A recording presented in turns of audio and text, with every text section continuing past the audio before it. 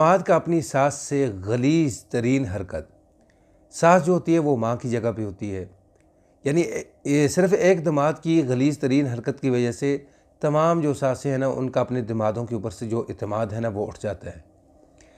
अस्सलामु अलैकुम वरहमतुल्लाहि वबरकातुहू। मेरे मोअज़्ज़ज़ नाज़रीन इकराम, ये वाक़या कुछ यूँ इस तरह पेश आता है कि गुजरांवाला के अंदर यानी एक औरत होती है जो बेवा होती है, बेटी होती है, उसकी शादी हो जाती है। फिर इतना बड़ा घर होता है ना कि ज़ाहिर है वो बेवा है, उसके पास कोई और रहने वाला नहीं होता, तो उसकी जो आमदन का ज़रिया है ना, वो भी कोई नहीं होता। वो क्या करती है कि वो अपनी बेटी को बुलाती है घर पे और उससे समझाती है कि बेटा देखो कि मेरे पास इतना ज़ेवर है, मैं इसे क्यों ना सेल करके जो हुकूमती कोई इदारा है ना उसके अंदर रखवा दूँ, ताकि मुझे प्रॉफिट आता रहे और मेरा जो अपना निज़ाम है ना वो चलता रहे। दोनों माँ बेटी जो है आपस में बातें करती हैं। तो उसी दौरान जो है फिर सास कहती है क्यों ना हम यानी आपका जो शोहर है, मेरा जो दामाद है, उससे भी हम साथ ले लें, क्योंकि इस काम के लिए एक मर्द का होना साथ ज़रूरी है। फिर अपने दामाद को बुला लेती है और उसे सारी जो हकीकत है वो बताती है। इस तरह करके हमने सुनयारे को जो है ये ज़ेवर बेचना है और इसकी जो रकम है फ़लाँ जो मालियाती इदारा है हुकूमत का, वहाँ जमा करवानी है, ताकि मुझे कुछ रकम हासिल हो और मेरा अपना जो ज़ाती निज़ाम है ना वो चलता रहे, आपके ऊपर किसी किस्म का कोई बोझ ना हो। ये प्रोग्राम बनाकर घर से निकलते हैं, जाते हैं सुनियार की दुकान के ऊपर। सुनियार की दुकान के ऊपर जाकर वो ज़ेवर देते हैं और उस ज़ेवर की रकम जो है वो बनती है 50 लाख रुपया। 50 लाख रुपया वसूलते हैं। वसूल कर ये वापस आ रहे होते हैं बड़े सुकून के साथ, तो रास्ते के अंदर इन्हें घेर लिया जाता है और यानी इनसे जो 50 लाख रुपए जो रकम है वो वसूल ली जाती है, चुरा ली जाती है। तो उसके बाद जो बेटी होती है ना, वो कहती है कि हम क्यों ना पुलिस को कॉल करें, लेकिन जो शोहर है वो कहता है कि पुलिस क्या कर लेगी। ये टाल मटोल करते करते कोई 4-5 घंटे का जो है ना टाइम गुजर जाता है। फिर उसके बाद दामाद पुलिस को कॉल करता है, पुलिस आती है, वो कुआं देखती है, तो वहाँ उस वक़्त पूछती है कि आपके साथ ये वारदात किस वक़्त पे हुई है। जो दामाद है वो कहता है तकरीबन 2-3 बजे। बेटी से पूछा, वो कहती है तकरीबन 12:30 बजे। तो यहाँ पुलिस जो है ना उसको शक पड़ जाता है।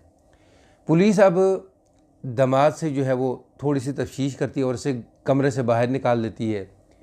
तो आपस में बातें करते हैं कि अगर हमने फिल फौर इसके ऊपर हाथ डाला ना तो हम खुद बदनाम हो जाएंगे, लेकिन बंदा पक्का यही है, यानी इसका डेटा हम निकलवाएंगे, सब कुछ करेंगे। फिर बीवी से जो यानी उसकी बेटी होती है उससे पूछ करते हैं, फिर जो सास होती है उससे।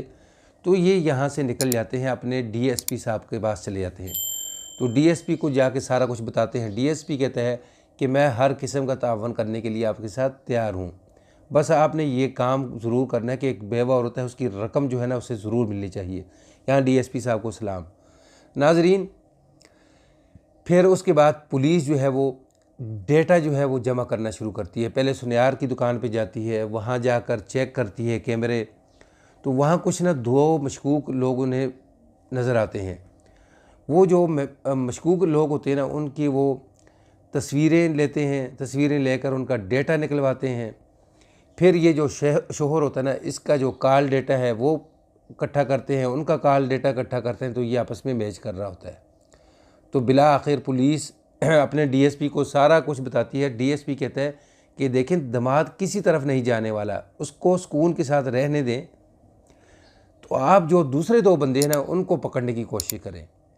तो नाजरीन, पुलिस अपनी कार्रवाई शुरू करती है और पहुंच जाती है बस स्टैंड के ऊपर। पता चलता है कि 2 जो मुलज़िम जो है ना वो फ़रार होने वाले हैं।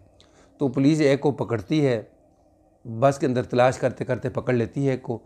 तो दूसरा जो है वो देख रहा होता है सब कुछ, क्योंकि उसने किसी और शहर के अंदर जाना होता है, कराची के अंदर। तो पुलिस को वो देख रहा होता है। अचानक पुलिस की नज़र पड़ती है मशकूक बंदे के ऊपर। पुलिस उसका पीछा करती है ताकि वो भाग जाता है। पुलिस उससे भी वहाँ दबोच लेती है।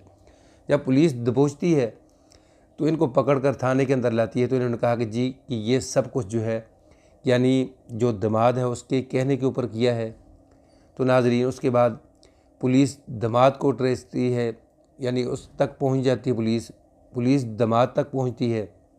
पुलिस उसको पकड़ कर ले आती है। तो आकर जब पुलिस उससे पूछती कि आपने ये इतनी बड़ी कार्रवाई क्यों डाली है, पता नहीं कि आपकी ये जो सास है ये आपकी माँ की जगह पे है, यानी आपने उसका एतमाद खो लिया है। अब आपकी बीवी जो है उसका भी एतमाद आप खो चुके हो। बीवी को पता है, वो कहता है नहीं। तो तीनों जो मुलज़म होते हैं ना, मुलज़मान जो होते हैं, उनसे पूछते हैं तो वो पढ़े लिखे तालीम याफ्ता भी होते हैं। तो ये शख्स क्या करता है कि 50 लाख में से 23 लाख अपने पास रखता है, 27 लाख उन दोनों को दे देता है जिन्होंने वारदात की है। तो उसके बाद पुलिस मौके के ऊपर क्योंकि रकम पकड़ लेती है, जो फ़रार होने वाले होते हैं उनसे भी पकड़ लेती है, इससे भी पकड़ लेती है।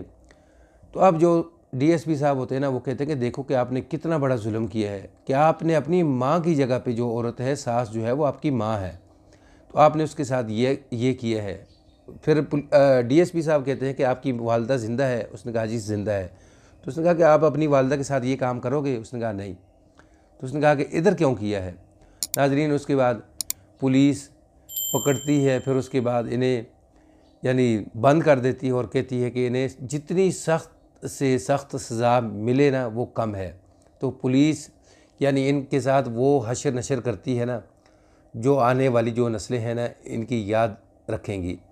तो अब ये जो दमाद होता है ना, इससे पूछा जाता है कि देखिए, अगर ये सारा रिकॉर्ड आपका मीडिया के ऊपर आ चुका है, कल आपके बड़े बच्चे जो हैं वो कितने हैं? 2 हैं। वो अगर बड़े होंगे तो जब उनको पता चलेगा कि हमारे वालिद ने हमारी ही नानी के साथ, हमारी ही वालदा की माँ के साथ ये किया है, तो वो आपसे पूछेंगे तो आपके पास क्या जवाब होगा? कहता है सर कोई जवाब नहीं होगा।